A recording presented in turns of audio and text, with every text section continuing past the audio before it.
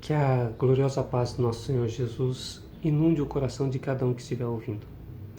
Queria compartilhar uma passagem que se encontra nas Escrituras Sagradas, que se encontra no livro de Gênesis, no capítulo 3, do verso 1 até o 13. Diz assim a palavra do Senhor: Mas a serpente, mais sagaz que todos os animais selváticos que o Senhor Deus tinha feito, disse à mulher: É assim que Deus disse: Não comereis de toda a árvore do jardim.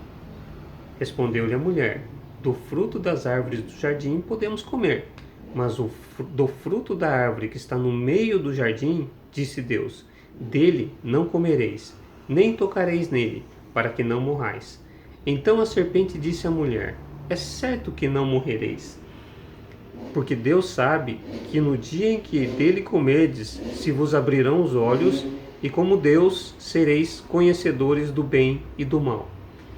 Vendo a mulher que a árvore era boa para se comer, agradável aos olhos e árvore desejável para dar entendimento, tomou-lhe do fruto e comeu, e deu também ao marido, e ele comeu.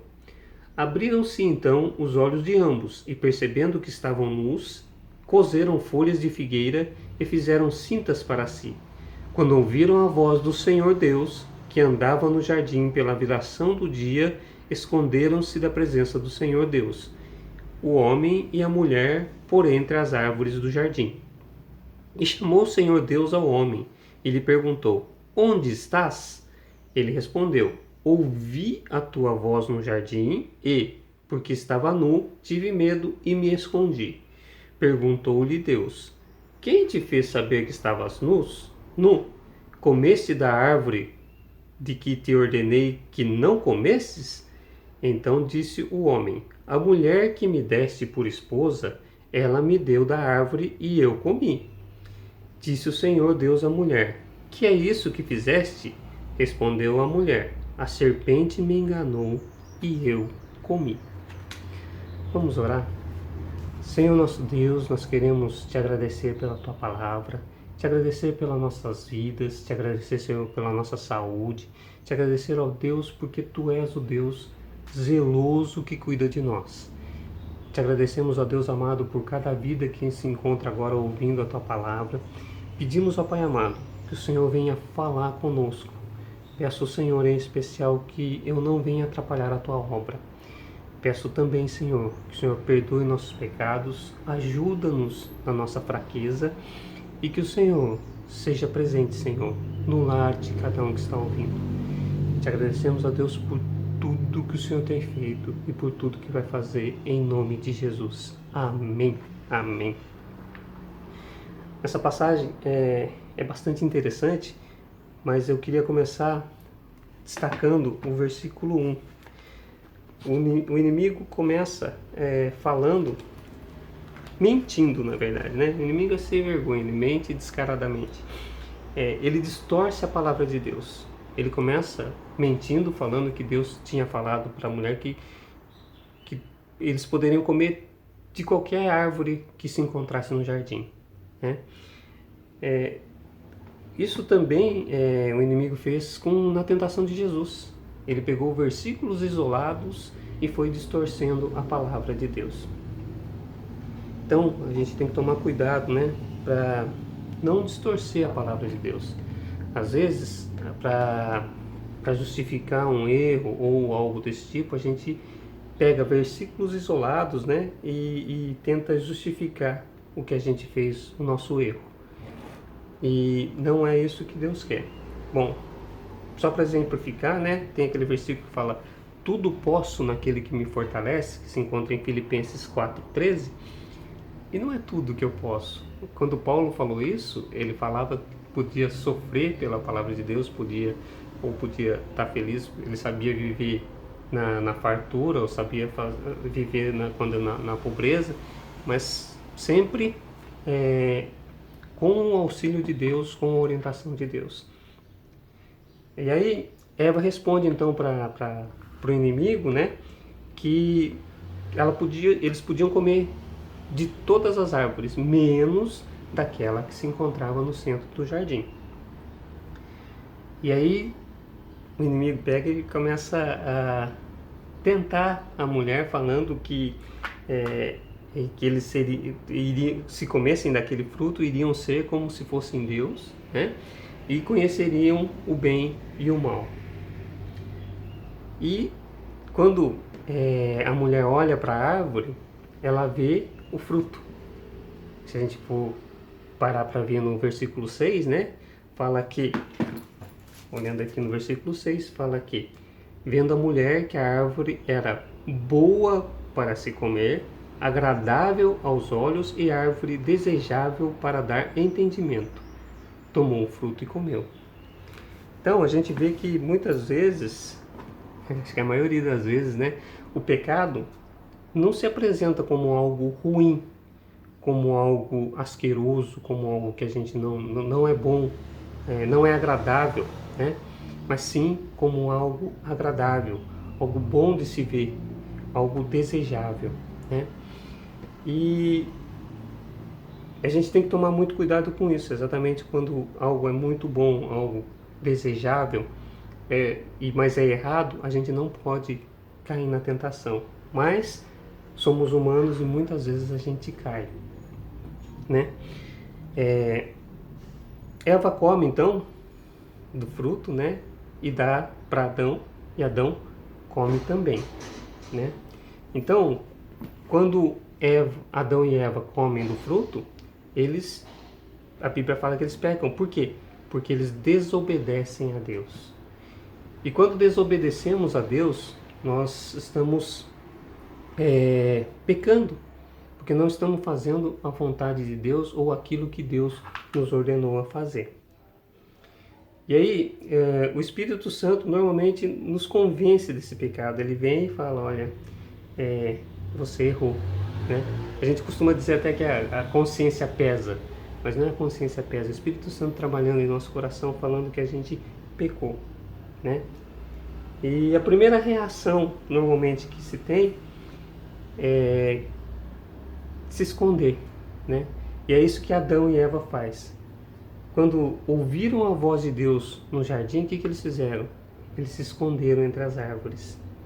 Então a primeira reação que a gente tem é tentar se esconder de Deus. Mas é impossível se esconder de Deus, né? Mas Deus é tão misericordioso que Ele insiste. Ele chama Adão e fala, cadê você? Onde você está? Né? E continua perguntando, insistindo, né? Será que você comeu da árvore proibida? O que Deus espera nesse diálogo com Adão? O que Deus está esperando de Adão? Né? Deus está esperando uma confissão dele. Que ele confessasse. Que ele se arrependesse, confessasse e conhecesse o erro. Esperando o arrependimento de Adão. Esperando que Adão falasse para Deus, olha, eu desobedeci, eu comi, eu desobedeci e estou arrependido. Era isso que Deus esperava de Adão. Trazendo para nós, quantas vezes nós não erramos e não fazemos isso. Demoramos para reconhecer o nosso erro e chegar a Deus e falar, olha, eu errei, eu falei, eu pequei, eu desobedeci, mas eu estou arrependido. Demoramos muito, né? E aí começam as desculpas, né? Adão fala para Deus, olha, a mulher que tu me deste por esposa, que me deu o fruto. Aí Adão está tentando culpar a mulher e Deus, que Deus foi quem deu para ele. Então muitas vezes a gente também faz isso. A gente tenta jogar culpa em outras pessoas. A gente tenta jogar culpa, às vezes, em Deus. A gente tenta jogar culpa em circunstâncias. E na realidade, quem errou fomos nós. Fomos nós que erramos. Aí Deus pergunta para a mulher e a mulher culpa quem? Culpa a serpente, né? Deus espera ainda um arrependimento, mas mesmo perguntando, Adão e Eva dão desculpas. culpam outras pessoas, outras coisas ou alguma coisa desse tipo. E se você prestar atenção na continuação da leitura desse capítulo, Deus não dá chance nenhuma para a serpente. Por quê? Porque o inimigo não tem o livre-arbítrio. O inimigo não pode se arrepender, ele não se arrepende. Nós somos muito bons em jogar culpa nos outros ou dar desculpas, né? A gente costuma dar desculpa tipo, não, eu fiz isso porque a circunstância me fez pecar, me fez errar, né? Mas nós não reconhecemos que nós mesmos erramos. Então, não reconhecer o nosso pecado ou o nosso erro, né, faz com que não nos arrependamos. E se não tem pecado, se a gente não reconhece, então não existe pecado. Então, como é que pode ter arrependimento? Quando damos as desculpas, jogamos a culpa nos outros, fazemos com que o nosso orgulho se sobressaia e não vai haver arrependimento. E sem arrependimento e confissão, não há perdão. Queria exemplificar tipo assim com uma briga de casal.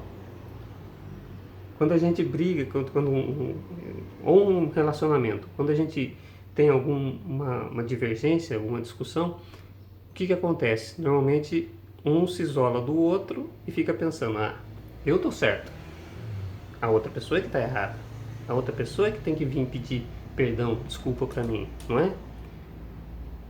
Só que muitas vezes a gente não consegue enxergar que os dois estão errados, que os dois têm culpa. E com isso, a gente fica remoendo aquilo e a outra pessoa também fica remoendo aquilo e não entra num acordo.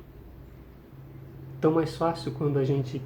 Tão mais fácil, não é fácil, mas seria tão melhor se a gente conseguisse reconhecer o erro, se arrepender e pedir desculpa. Isso seria o ideal, né?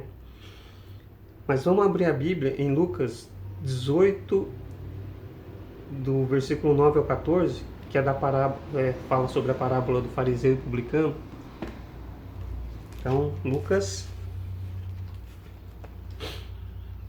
capítulo 18, verso 9 a 14, diz assim a palavra de Deus.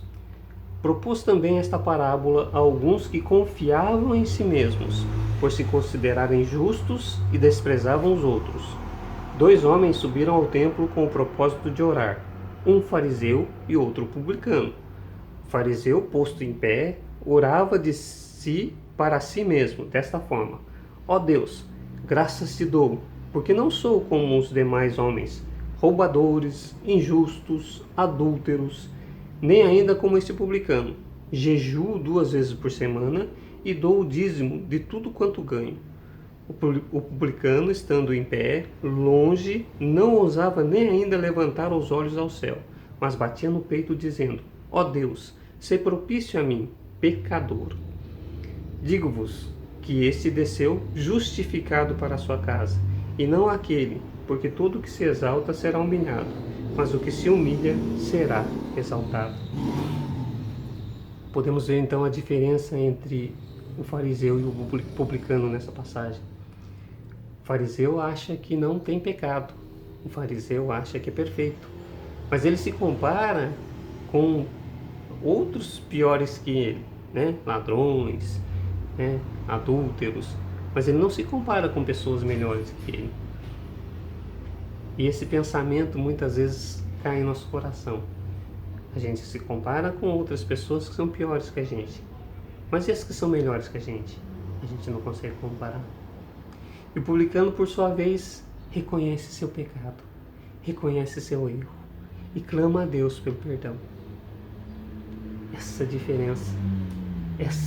a diferença. Deus espera de nós exatamente isso, o reconhecimento do nosso pecado. E com isso, nosso pedido de perdão, o nosso arrependimento. E Ele está de braços abertos esperando isso, esperando que a gente reconheça os nossos pecados.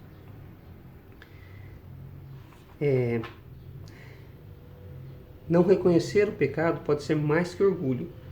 Pode significar a ausência genuína da regeneração.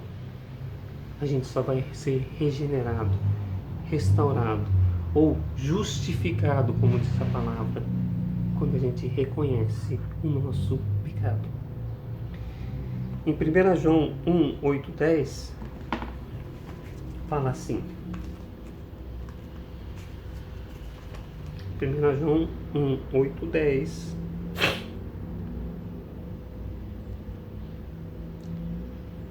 Se dissermos que não temos pecado nenhum, a nós mesmos nos enganamos, e a verdade não está em nós. Quem é a verdade? Jesus Cristo é a verdade. Se confessarmos os nossos pecados, Ele é fiel e justo para nos perdoar os pecados e nos purificar de toda injustiça. Se dissermos que não temos cometido pecado, fazemos um mentiroso e a sua palavra não está em nós.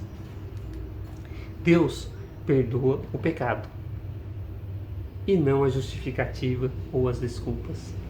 Então, o que a gente tem que falar para Deus não são as justificativas, mas sim o nosso pecado, confessar os nossos pecados.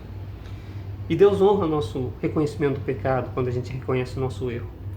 Vou dar um exemplo que na semana passada eu parei o carro, estava numa rua bem estreita, não tinha vaga, e eu parei um carro onde era faixa amarela, mas não era garagem. Parei o carro e fui ali perto, entrei numa loja e daí eu comecei a escutar um buzinaço. Imaginei que fosse onde eu tinha parado o carro, voltei ao local e aí tinha uma mulher com o carro buzinando, e a hora que eu cheguei ela começou a falar um monte, falando que ali não era lugar para se estacionar, que era faixa amarela, e eu na hora subiu o sangue, pensei em falar alguma coisa, mas o Espírito Santo não deixou. O Espírito Santo falou que eu estava errado, eu reconheci, levantei a mão e pedi desculpa. Ao levantar a mão e pedir desculpa, a mulher se calou. Ela não falou mais nada. Fui, tirei o carro e depois eu entendi que ela, como era uma rua muito estreita, a garagem dela era do outro lado da rua, ela tinha que entrar naquele local para entrar na garagem dela. E muitas vezes eu tenho problema com carros estacionados na frente da garagem de casa. Aí eu fico bravo também. Aí eu parei e pensei, realmente é algo de se deixar nervoso. Mas pensa bem, o que teria acontecido se eu tivesse reagido? Não tivesse ouvido o Espírito Santo? Talvez tivesse tido um atrito muito grande ali, mas você vê que, assim, como Deus é bom. Ao pedir desculpa, ela se calou. Ela não falou mais nada. Ela não deu mais um pio. E estava se esgoelando, se berrando. Deus é muito bom. Às vezes achamos que, como ninguém está vendo, a gente pode fazer... pode pecar. Que não tem problema pecar. Ninguém está vendo, só que Deus está vendo. Em Provérbios 15:3 diz que os olhos do Senhor estão em toda parte. Ele observa atentamente os maus e os bons. Em Hebreus 4:13, nada em toda a criação está oculto aos olhos de Deus. Tudo está descoberto e exposto diante dos olhos daquele a quem havemos de prestar contas. Então não podemos culpar os outros ou a circunstância. Deus está vendo. Tudo que fazemos, Deus está vendo. Deus está vendo, seja uma mentira, seja uma traição, seja um pequeno furto, ou qual pecado for, Deus está vendo. O pecado tem consequência. Mesmo depois de perdoado, o pecado tem consequência. A gente vê a história de Davi com Batseba. Houve um pecado de adultério. Davi reconheceu, pediu perdão, foi perdoado. Mas o filho que Batseba teve nesse relacionamento com Davi morreu. Davi foi perdoado, mas o pecado teve consequência. Então os pecados muitas vezes têm consequências na nossa vida. Então, mesmo assim, Davi foi perdoado e foi ainda considerado um homem segundo o coração de Deus, que se encontra em Atos 13 e 22. Então é melhor não pecar, mas se pecar, reconhecer, se arrepender e confessar ao Pai. Um outro exemplo que se encontra na Bíblia está na crucificação de Cristo. Em Lucas 23, 39 a 43, diz assim: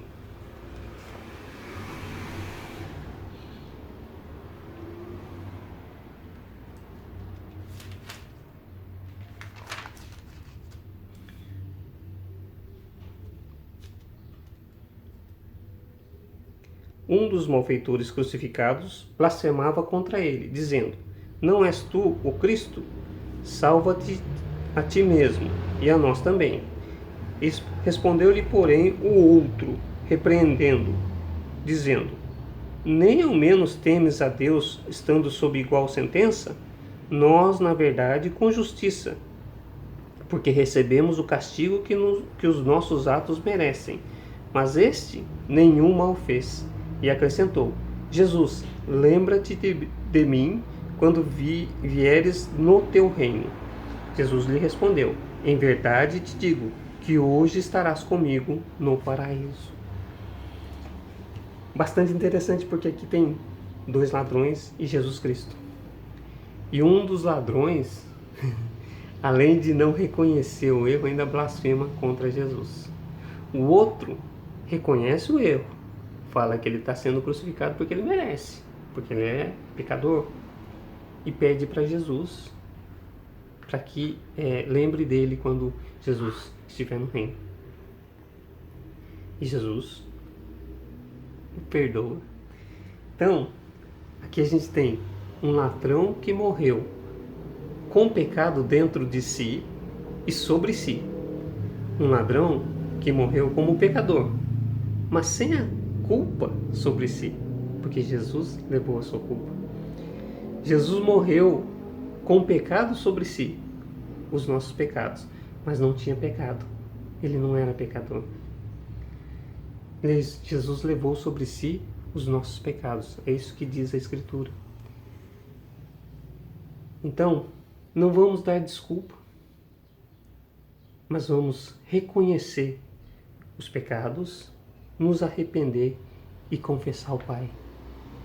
Porque assim como o ladrão da cruz que reconheceu o seu erro, o seu pecado, Jesus perdoou e disse que estaria no céu com ele. Que nós também possamos fazer o mesmo. Não ficar dando desculpa, não ficar justificando, mas sim reconhecer o nosso pecado. Seja para Deus ou seja com os nossos irmãos, porque assim facilita o perdão. Deus perdoa, mas é necessário que, em vez de nós ficarmos justificando, nós reconheçamos que somos pecadores. Reconheçamos quando erramos, quando pecamos. Que Deus continue a abençoar ricamente a sua vida. Em nome de Jesus.